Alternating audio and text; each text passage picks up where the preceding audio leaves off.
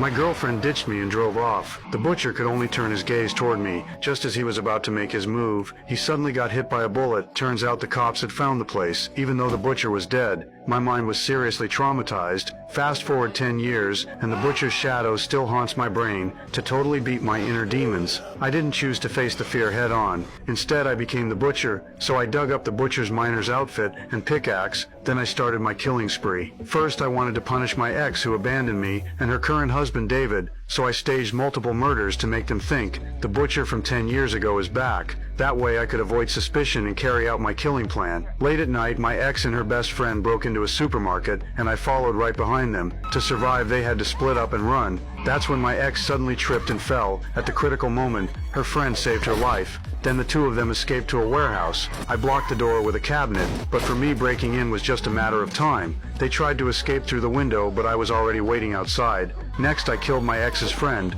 My ex got so scared, she ran toward the door and bumped right into her husband David. Even though I didn't get to kill her this time, I deliberately called her up and told her the butcher from 10 years ago was dead. The current butcher might be her husband in disguise, and the evidence was in the mine from 10 years ago. Then I tricked my ex into getting in the car and planned to take her into the mine to kill her. But after some investigating, her husband immediately called her and told her I was probably the butcher. He also said I had mental issues, but what did it matter if she knew she was going to die by my pickaxe anyway? But just as I was getting excited, she grabbed the steering wheel from me. That caused us to crash. I got knocked out cold, but she got out of the car and quickly called her husband. David told her to head to the cabin in the woods, but as soon as she walked into the cabin, I showed up dressed as the butcher. She didn't suspect I was the butcher though, because only her husband knew about the cabin, so she mistook the butcher for her husband.